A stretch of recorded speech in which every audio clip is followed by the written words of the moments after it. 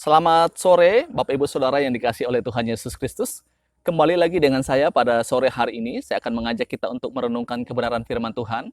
Dan saya akan mengajak kita untuk belajar dari satu kata, yaitu zona nyaman. Zona nyaman. Tentu kata ini selalu kita dengar, Bapak Ibu. Nah, apa sebenarnya zona nyaman itu? Zona nyaman adalah satu situasi yang tidak ada kesulitan atau tidak ada rasa takut. Semuanya berjalan dengan perencanaan yang sudah kita atur. Intinya Bapak Ibu, zona nyaman itu adalah satu kondisi di mana kita aman-aman saja, situasinya baik-baik saja dan tidak ada kendala. Semuanya berjalan seturut dengan apa yang kita sudah rancang atau yang kita sudah programkan. Nah, tentu Bapak Ibu, kalau kita bicara tentang nyaman, siapa sih yang tidak suka nyaman? Semua kita suka dengan yang namanya kenyamanan. Itulah sebabnya ketika kita berdoa, kita doa sama Tuhan, Tuhan tolong saya mau hidup di dalam kenyamanan, jangan ada kesusahan, jangan ada kesulitan. Kita selalu berdoanya seperti itu, meminta kepada Tuhan supaya Tuhan melancarkan semua yang kita sudah programkan atau semua yang kita sudah kerjakan. Kita rindu untuk selalu ada kelancaran, kenyamanan di dalam semuanya. Bapak Ibu, tentu ini sesuatu yang baik. Tapi tahukah kita, justru pada saat seseorang dalam kondisi zona nyaman, ada bahaya-bahaya yang sedang mengintip dia. Nah, Bapak Ibu, ada 3 bahaya seorang ketika dia hidup dalam zona nyaman yang akan saya bagikan untuk kita pada sore hari ini. Yang pertama, zona nyaman akan membuat seseorang atau melumpuhkan kreativitas seseorang dalam pekerjaannya. Di mana-mana Bapak Ibu, kalau seseorang yang sudah dalam posisi nyaman, dapatkan jabatan yang bagus, kadang-kadang ide-ide kreatifnya itu tidak akan muncul lagi karena berpikir, semuanya sudah ada kok. Apa yang dia cita-citakan sudah tercapai. Sehingga tidak lagi berpikir bagaimana caranya untuk lebih lagi daripada apa yang dia sudah dapatkan.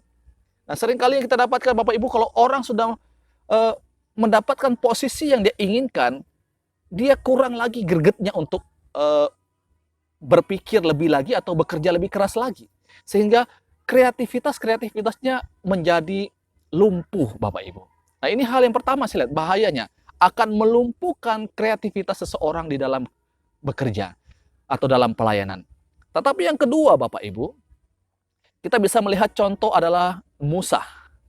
Musa adalah orang yang sudah dipanggil oleh Tuhan untuk memimpin bangsa Israel keluar dari tanah Mesir Bapak Ibu. Dan ketika dia ada di Mesir, dia dididik di sana, dan suatu ketika Bapak Ibu di mana dia membunuh orang Mesir dan dia harus keluar dari tanah Mesir. Dan dia berada di Midian selama 40 tahun.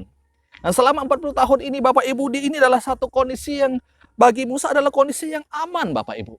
Dia sudah memiliki istri, punya anak, dan dia sudah mengurus ternaknya. Nah, ini setiap hari dia melakukan hal yang sama. Dan dia merasa dalam kondisi aman. Tidak ada hal-hal yang mengganggu kehidupannya.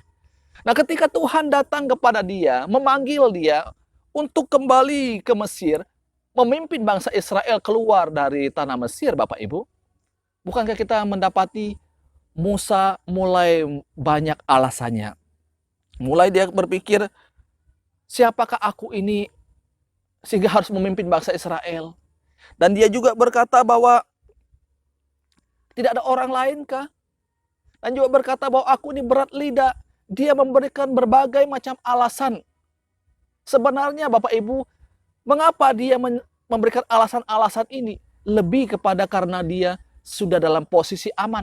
Dia tidak mau lagi kondisi-kondisi yang aman ini akan diganggu atau diusik oleh orang lain. Sehingga ketika ada panggilan daripada Tuhan ini pada dia merasa terusik dengan panggilan Tuhan itu. Sehingga dia bilang, utus orang lain saja. Utus orang lain saja. Nah, Bapak Ibu Saudara yang dikasihi oleh Tuhan Yesus Kristus, zona nyaman membuat kita tidak lagi peka terhadap kehendak Tuhan bagi kehidupan kita. Ini yang dialami oleh Musa. Yang ketiga Bapak Ibu, saya mau bagikan untuk kita pada sore hari ini.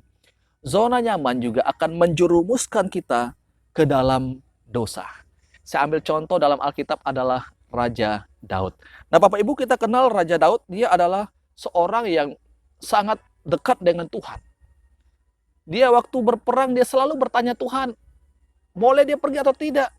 Dan ketika di dalam kejaran Raja Saul juga, Bapak Ibu, dia juga terus bergumul dengan Tuhan, meminta kehendak Tuhan, apa yang harus dia lakukan. Nah, Bapak Ibu, Raja Daud kita kenal adalah seorang raja yang sangat hebat di dalam berperang. Tiap kali dia berperang, dia selalu menang, Bapak Ibu. Dia selalu mengalahkan musuh-musuhnya. Sehingga pada satu ketika, Bapak Ibu, kalau kita membaca dalam 2 Samuel pasal 11 ayat yang pertama, saya akan baca untuk kita. Pada pergantian tahun, pada waktu raja-raja biasanya maju berperang, maka Daud menyuruh Yoab maju berserta orang-orangnya dan seluruh orang Israel.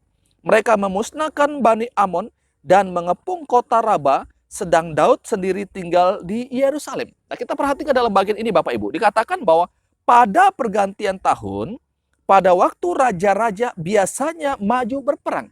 Raja-raja loh. Raja-raja biasanya maju berperang.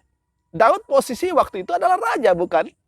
Tetapi dia tidak pergi berperang. Dia mengutus Yoab. Dia menyuruh Yoab yang memimpin pasukan. Nah, Bapak Ibu, mengapa dia tidak pergi? Ini pertanyaannya. Mengapa dia suruh Yoab? Kenapa dia sebagai raja tidak pergi berperang? Karena Bapak Ibu, dia dalam kondisi nyaman.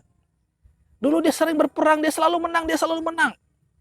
Dan dia selalu andalkan Tuhan di dalam peperangannya.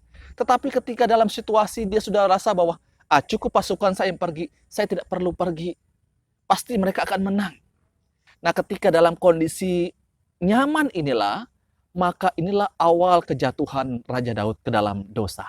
Nah, ketika dia tinggal di rumah, Bapak Ibu, akhirnya ketika dia ada di suatu rumah, dia melihat Batseba sedang mandi, dan akhirnya dia jatuh ke dalam dosa perzinahan. Diawali karena dia tinggal di rumah. Kenapa dia tinggal di rumah? Dia kan dirasa kondisi aman-aman. Pasukan saya cukup bisa mengalahkan musuh kok. Nah, Bapak Ibu Saudara yang dikasih oleh Tuhan Yesus Kristus, inilah kita lihat bahaya-bahaya dari zona nyaman. Oleh sebab itu, Bapak Ibu, kita perlu mengecek diri kita saat ini. Apakah kita juga ada dalam kondisi zona nyaman pada hari ini?